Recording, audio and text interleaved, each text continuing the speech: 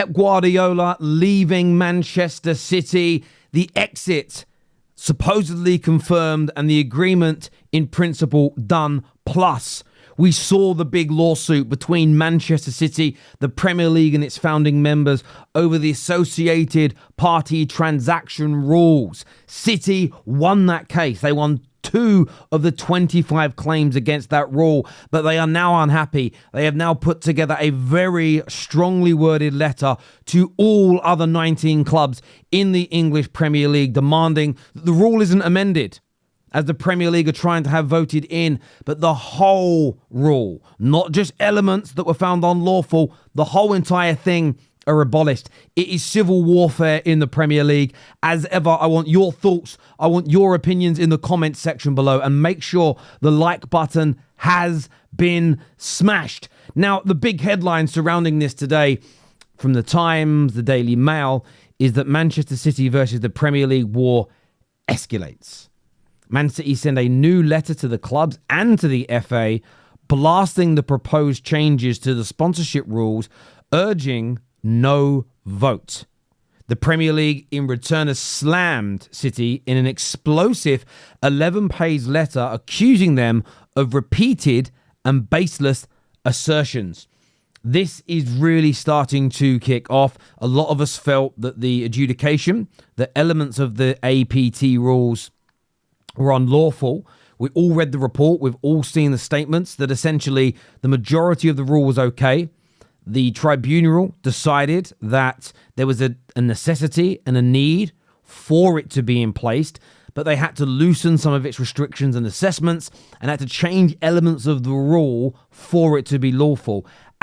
The headlines have stated the APT rule was unlawful. That isn't the reality of the situation. And we saw the judges in that case state that both the Premier League and Man City needed to essentially slightly reword the statements they put out. The Premier League played it down as they didn't basically lose, and Man City acting as though they smashed them to pieces, but actually they only won 2 of the 25 individual claims against the Premier League and these said rules. What has been stated is that Manchester City have escalated their legal conflict with the Premier League by sending a further letter to the other 19 clubs as well as the FA, urging them to no vote in favour of new sponsorship rules that they insist are still unlawful. So what's very interesting is that City are claiming that the changes being made by the Premier League still mean the rule is unlawful. They are not willing to accept the 2 unlawful areas that were proven to be unlawful. They don't want any amendments to those. They want the whole thing just scrapped. Even though the other 23 points were all proven in favour of the Premier League, they now want it scrapped. Does that go against the grain of what was said originally, that City were just looking for better clarity and for the rules to be better implemented, now that they are claiming they want them gone? In correspondence that includes attachments containing 20 pages of highly critical expert legal opinion on the changes, the Premier League is seeking to make a rule around APTs. City accused the league officials of recklessly rushing the process. And this is the side where I will sit there and defend City, or at the very least see it from their point of view. Have they addressed the unlawful elements to a point where they would now be favoured in a court of law should they be re-sued? In his letter, this is Cliff from Man City, he writes, Man City is strongly in favour of robust, effective and lawful regulations of related party transactions. Several of the ATP rules have been found to be unlawful.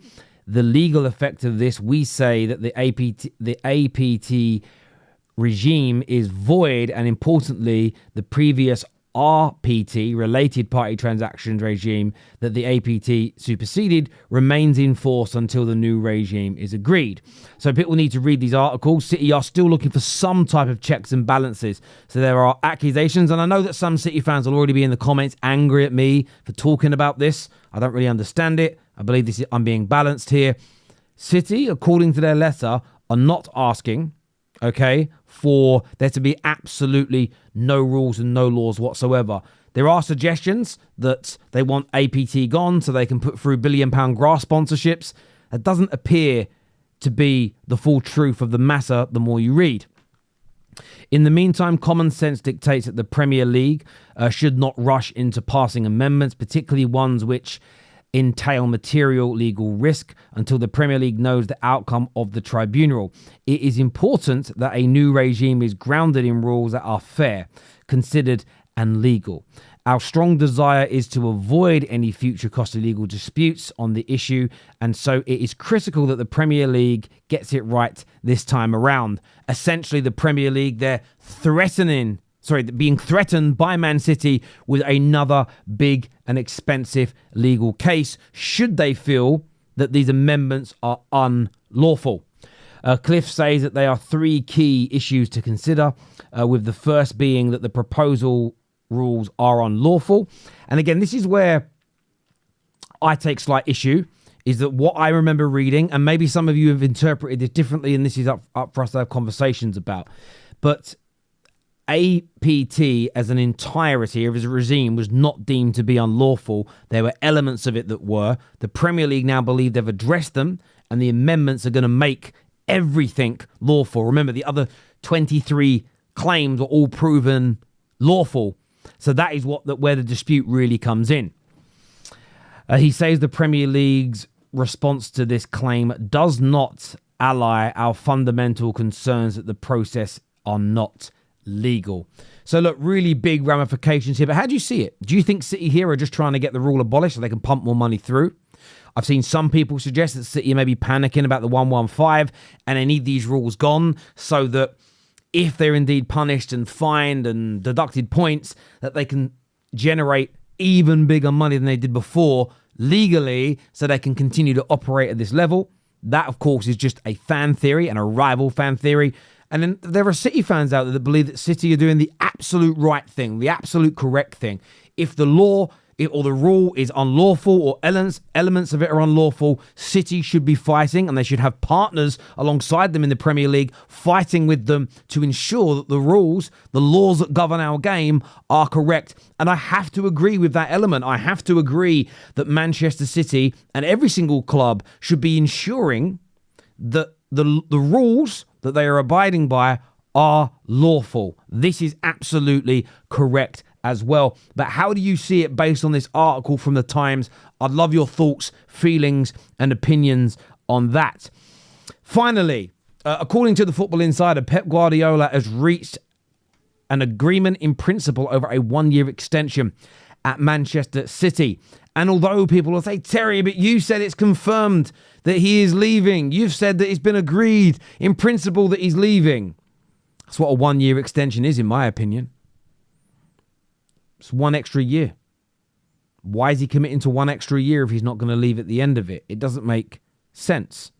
This, for me, is more than just a one-year extension. This is the confirmed departure of Pep Guardiola in May 2026. In my opinion, the second greatest Premier League manager of all time. In fact, I think he's at the moment number 2 in the world of all time, in and out of the Premier League. He's an absolute phenom. He's an absolute... I've always been in amazement at how brilliant this man is, and he gets a lot of flack. He gets a lot of stick. People call him a checkbook manager and he can't win without X, Y, and Z. This man is a phenom. There's a reason that he always gets the jobs at some of the biggest and most powerful clubs and the wealthiest clubs with the highest expectations in particular countries. And he is systematically and consistently delivered the most important things to those clubs, which is the trophies that they so desperately desire. From a United fan's point of view, this is an amazing thing that he's agreed a one-year extension. What would be better is him not agreeing an extension and leaving at the end of this season. But trust me, this is still music to my ears that we're not seeing him sign a new 3-year or a new 4-year deal.